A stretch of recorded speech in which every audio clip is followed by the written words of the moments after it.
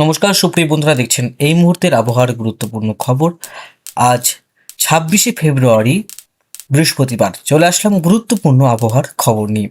সুপ্রিয় বন্ধুরা, আপনারা কোন জেলা থেকে দেখছেন, আবহাওয়ার পরিস্থিতি কী রয়েছে অবশ্যই আমাদের ভিডিওর কমেন্ট বক্সে লিখে জানাবেন। এই মুহূর্তে আলিপুর আবহাওয়া দপ্তরের তরফ থেকে জানানো হয়েছে বিভিন্ন জেলাতেই বজ্রবিদ্যুৎ সহ বৃষ্টির সম্ভাবনা রয়েছে।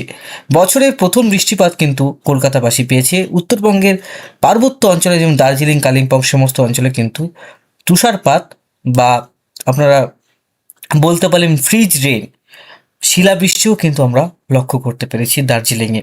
তো আপনাদের জেলার বৃষ্টিপাত হয়েছে কিনা অবশ্যই আমাদের ভিডিওর কমেন্ট বক্সে লিখে জানাবেন। তো সুপ্রিয় বন্ধুরা, শুরু করছি আজকের প্রতিবেদন। আপনারা কোন জেলা থেকে দেখছেন অবশ্যই ভিডিওর কমেন্ট বক্সে লিখে জানাবেন।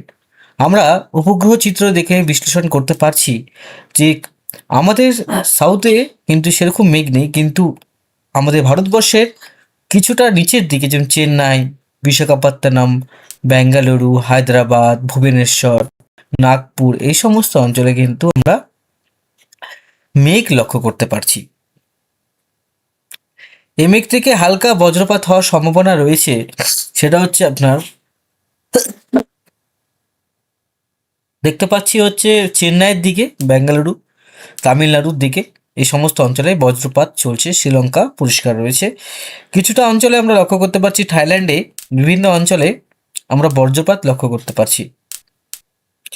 বজ্রপাত বিভিন্ন অঞ্চলে আমরা লক্ষ্য করতে পারবো বন্ধুরা। সমস্ত অঞ্চলে দেখুন, এই যে দেখুন মোটামুটি এই অঞ্চলগুলোতে ভারী কিন্তু বজ্রপাত আমরা লক্ষ্য করতে পারছি।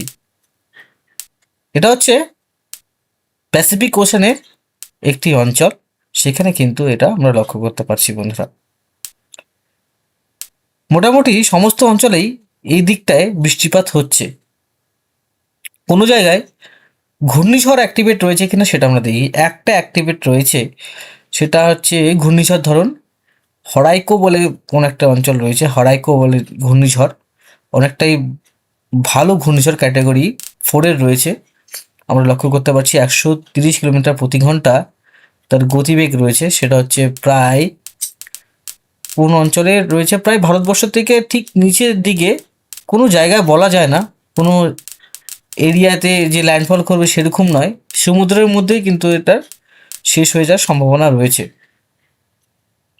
এই যে ঘূর্ণিঝড়টা মোটামুটি ভালোই ঘূর্ণিঝড়, হাওয়ার গতিবেগ কত দেখে নিচ্ছি একবার। ভালোই কিন্তু বায়ুর গতিবেগ রয়েছে, দেখতে পাওয়া যায় প্রায় 100 থেকে। এটা যদি গাস্টিং করা যায় তাহলে কিন্তু অনেকটাই হবে। তাহলে চলুন আমরা গাস্টিংয়ে যদি যাই, তাহলে কিন্তু এটা অনেকটাই খতরনাক ঘূর্ণিঝড় যাকে বলে, ভয়ঙ্কর। 201 কিলোমিটার প্রতি ঘন্টায় কিন্তু সেটা ঘুরছে। চলুন এটা একটু ট্র্যাক করি। এটা মোটামুটি দেখুন এটা মিলিয়ে যাচ্ছে অন্য জায়গায়, এটার জন্য কোনো আমাদের আবহাওয়ার পরিবর্তন হচ্ছে না। এবার আসছি বজ্র বিদ্যুৎ সহ বৃষ্টিতে। যে বিদ্যুৎ সহ বৃষ্টি যেটা রয়েছে সেটা কোনো পরিবর্তন আসছে কিনা।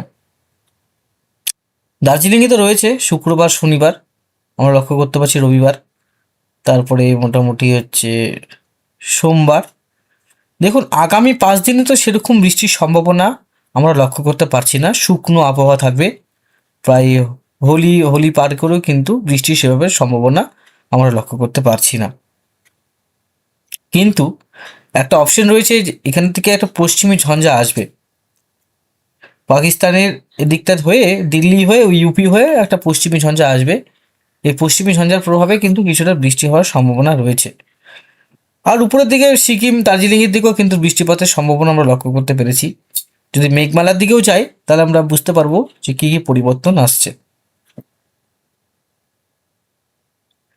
দেখুন মোটামুটি আমরা দেখতে পাচ্ছি শিলিগুড়ি, গ্যাংটক, দার্জিলিং, রংপুর, আবাংলার দিকে বৃষ্টিপাত, ফ্রিজ রেন, তুষার বৃষ্টি কিন্তু আমরা লক্ষ্য করতে পারছি। এই বছরে কিন্তু দার্জিলিংয়ে প্রথমে কিন্তু বৃষ্টিপাত হয়েছে শিলাবৃষ্টি। এটা পাহাড়ের দিকে খুব দেখা যায়, শিলাবৃষ্টি কিন্তু পাহাড়ে খুব হয়। মোটামুটি দেখতে পাচ্ছি প্রায় সোমবার পর্যন্ত একদম পরিষ্কার আমরা লক্ষ্য করতে পারছি যে কোনো সেভাবে বৃষ্টিপাত যেটা রয়েছে একমাত্র আমাদের উত্তরবঙ্গের দার্জিলিং এবং সিকিম রাজ্যে হওয়ার সম্ভাবনা রয়েছে। পার্শ্ববর্তী দেশ বাংলাদেশেও আবহাওয়া পরিষ্কার থাকবে। ত্রিপুরাতেও কিন্তু আবহাওয়া পরিষ্কার থাকবে। আমাদের বঙ্গোপসাগরে এখনো কোনো সাইক্লোন বা নিম্নচাপ হওয়ার সম্ভাবনা নেই। আপাতত আগামী 5 থেকে 7 দিন আবহাওয়া শুকনোই থাকবে, বিপর্যয়ের কোনো সম্ভাবনা নেই।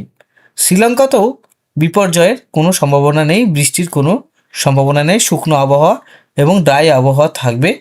এর প্রভাবে বিভিন্ন জেলাগুলোতে কিন্তু শুকনা যে একটা আবহাওয়া সেটা আমরা লক্ষ্য করতে পারছি। আর এই সময় মোটামুটি একটা দুপুরের দিকে গাস্টি উইন্ড যাকে বলে, একটা হাওয়ার যে দুমকা হাওয়া বলে সেটা কিন্তু বইতে পারে। সেটা হচ্ছে রবিবারের পর থেকে, শনিবার দুপুরে হতে পারে বা রবিবার দুপুরের পর থেকে কিন্তু এটা সম্ভাবনা আমরা লক্ষ্য করতে পারছি। তারপরে আস্তে আস্তে কিন্তু আবহাওয়া আবার ঠিক হয়ে যাবে, দুমকা হাওয়াটা বন্ধ হয়ে যাবে। মোটামুটি যদি আমরা ট্র্যাক করি 8 তারিখ 9 তারিখের পরেও কিন্তু সেভাবে আমরা লক্ষ্য করতে পারছি আজকের আপডেটে। সেটা হচ্ছে বৃষ্টিপাত হওয়ার সম্ভাবনা রয়েছে সিলেটে, আসাম, মেঘালয়, মণিপুর, মিজোরাম, তারপরে হচ্ছে সিকিম, দার্জিলিং, নেপাল, ভুটান, এই সমস্ত অঞ্চলে বৃষ্টিপাত থাকছে। মানে আমাদের লক্ষ্য করতে পারছি যে 6 তারিখের পর থেকে মার্চের, তারপরে কিন্তু ডুবরিগড়, আসাম, মেঘালয়, তারপরে হচ্ছে মায়ানমার, এই সমস্ত অঞ্চলে কিন্তু সব থেকে বেশি আমরা বৃষ্টি লক্ষ্য করতে পারছি। পরবর্তী সময় আবহাওয়ার অনেক পরিবর্তন আসবে, কিন্তু ক্রমাগত এই দিকটায় বৃষ্টি আমরা লক্ষ্য করতে পারছি। তো বন্ধুরা, আপনারা কোন জেলা থেকে দেখছেন অবশ্যই কিন্তু ভিডিওর কমেন্ট বক্সে লিখে জানাবেন। উত্তরবঙ্গ, দক্ষিণবঙ্গে কোনো বৃষ্টির এখনো পর্যন্ত সম্ভাবনা আমরা লক্ষ্য করতে পারছি না। আগামী 5 দিনে কোনো বৃষ্টির সম্ভাবনা নেই। বন্ধুরা, আবহাওয়া প্রতি সময় পরিবর্তন হয়ে থাকে। আজকের এখনকার আপডেট অনুযায়ী কোনো বৃষ্টিপাত হচ্ছে না, আবার কিন্তু পরের দিন আপডেট চেঞ্জ হওয়ার সম্ভাবনা রয়েছে। তো প্রতিদিন কিন্তু আপডেটগুলো আপনারা দেখবেন এবং সম্পূর্ণ দেখার চেষ্টা করবেন। ধন্যবাদ।